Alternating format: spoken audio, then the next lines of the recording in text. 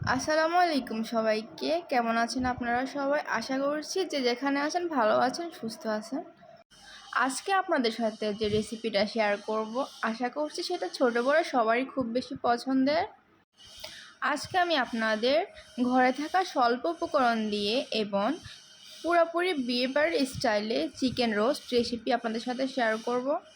আশা করছি আজকের রেসিপিটি আপনারা অবশ্যই ট্রাই করবেন, তাহলে বিয়েবাড়ির রোস্টের যে স্বাদ সেটা আপনারা ঘরে বসে পাবেন এবং যে কোনো মেহমান আপ্যায়নও এটি রাখতে পারেন। চলুন আমরা মূল স্টেপে চলে যাই।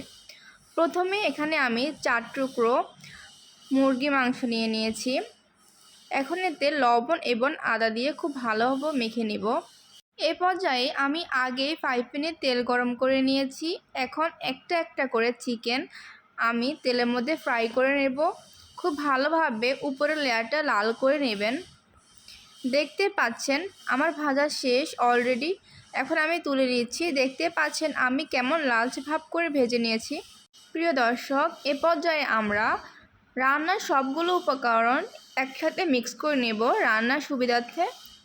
প্রথমে আমি 4 টেবিল চামচ নিয়েছি টক দই এবং 1 চামচ আদা বাটা, 1 চামচ রসুন বাটা দিয়েছি, 1 টেবিল চামচ জিরা গুঁড়া, 1 টেবিল চামচ লাল মরিচের গুঁড়ো দিয়েছি, প্রায় 1 চামচ পরিমাণ টমেটো কেচাপ। এ পর্যায়ে আমি রাঁধুনি ব্র্যান্ডের যে রোস্ট মশলা আছে তা খুব সহজে বাজারে যে কোনো সুপার শপে পাওয়া যায়। আমি এখানে প্রায় 3 টেবিল চামচ পরিমাণ রাঁধুনি রোস্টের মশলা ইউজ করছি। এখন খুব ভালোভাবে মিক্স করে নিতে হবে। দেখতে পাচ্ছেন আমাদের মিক্স করা শেষ। এ পর্যায়ে সামান্য কিছুটা লবণ দিয়ে আবার মিক্স করে নেব। এ পর্যায়ে আমরা মূল রান্নার রেসিপিতে চলে যাব। আমি কিছুটা পেঁয়াজ বেরেস্তা করে নিয়েছি। বেরেস্তাগুলো সাইড করে রেখে একই ফ্রাই প্যানে আমি দিয়ে দিয়েছি পেঁয়াজ কুচি। এখন পেঁয়াজগুলোকে একটু নরম করে ভাজতে হবে। ভাজা হয়ে গেলে আমি এখানে তেজপাতা এবং দারচিনি ফ্রাই করে নেব সুঘ্রাণ আসা পর্যন্ত। এ পর্যায়ে আমরা এখানে ইউজ করব প্রায় 1 কাপের অর্ধেক পেঁয়াজ বাটা। পেঁয়াজ বাটা দেওয়ার কারণে আপনাদের যে সুবিধা হবে তা হলো চিকেনের যে গ্রেভিটা আছে তা অনেক ঘন হবে। এ পর্যায়ে আমরা যে আগে থেকে মিক্স করে যে মশলাগুলো রেখেছি সবগুলো মশলা এখানে ঢেলে দিয়েছি। এখন খুব ভালোভাবে লাল লাল করে ভেজে নিতে হবে এবং কষিয়ে নিতে হবে।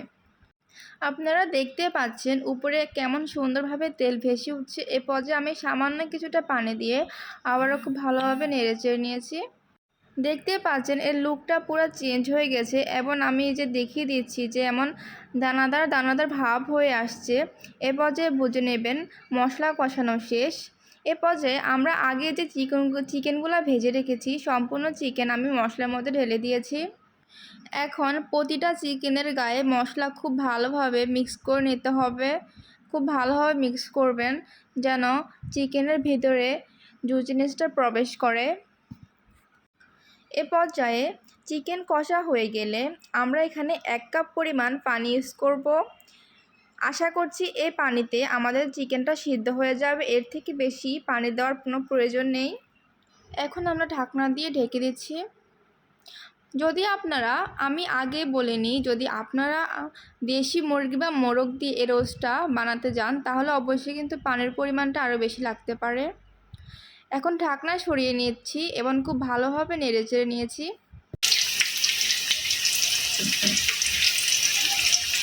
এ পর্যায়ে আবারও ঢাকনা দিয়ে ঢেকে দিয়েছি এবং দেখতে পাচ্ছেন আমি ঢাকনা খুলে নিয়েছি এবং কি সুন্দরভাবে তেল উপরে ভেসে উঠছে। দেখতে পাচ্ছেন আমার পানি শুকিয়ে গেছে। এ পর্যায়ে আপনারা যে গুরুত্বপূর্ণ কাজটা অবশ্যই করবেন আর রোস্টের মধ্যে যে উপকরণটি অবভিয়াসলি লাগবে সেটা হচ্ছে তরল দুধ। অবশ্যই এখানে তরল দুধ ইউজ করতে হবে। আমি এখানে প্রায় 2 কাপের মতো তরল দুধ ইউজ করছি। দেখতে পাচ্ছেন দুধ দেওয়ার কারণে উপরে যে তেলটা ভেসে উঠেছে এবং খুব সুন্দর একটা লুক দেখা যাচ্ছে। এ পর্যায়ে আবারও ঢাকনা দিয়ে ঢেকে দিব এবং বলক আসা পর্যন্ত ওয়েট করব। দেখতে পাচ্ছেন আমাদের বলক চলে আসছে। এখন খুব ভালোভাবে আলতো হাতে নেড়েচেড়ে নিতে হবে।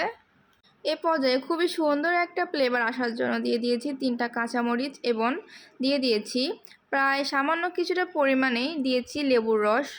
জাস্ট কয়েক ফোঁটা হবে হয়তো। তারপর নেড়েচেড়ে নিচ্ছি খুব ভালোভাবে। এ পর্যায়ে আমরা আগে থেকে যে পেঁয়াজের বেরেস্তা করে রেখেছিলাম, এখানে আমি সবগুলো বেরেস্তা সুন্দরভাবে চিকেনের উপরে ছড়িয়ে ছিটিয়ে নেব। এ পর্যায়ে আবারও আমরা এটাকে নেড়ে নেব। প্রিয় দর্শক, দেখতে পাচ্ছেন ঘরে থাকা স্বল্প উপকরণ দিয়ে কীভাবে একদম বিয়েবাড়ির স্টাইলে চিকেন রোস্ট রান্না করা হয়েছে। আপনারা তার লুকটা দেখলে বুঝতে পারবেন আসলে বিয়েবাড়ির রোস্টের মতো দেখা যাচ্ছে কি না। আপনারা খুব সহজে এটি বানিয়ে নিতে পারবেন। যে কোনো মেহমান আপ্যায়নে আপনারা এটা পোলাওর সাথে রাখতে পারেন। আমার এই আজকের ভিডিওটি আপনাদের কাছে কেমন লাগছে অবশ্যই কমেন্ট করে জানাবেন। যদি ভিডিওটি ভালো লেগে থাকে অবশ্যই আমাদের ফেসবুক পেজ এবং আমাদের চ্যানেলের পাশে থাকবেন এবং আমাদেরকে সাপোর্ট করবেন। সবাই ভালো থাকবেন। আসসালামু আলাইকুম। আল্লাহ হাফেজ।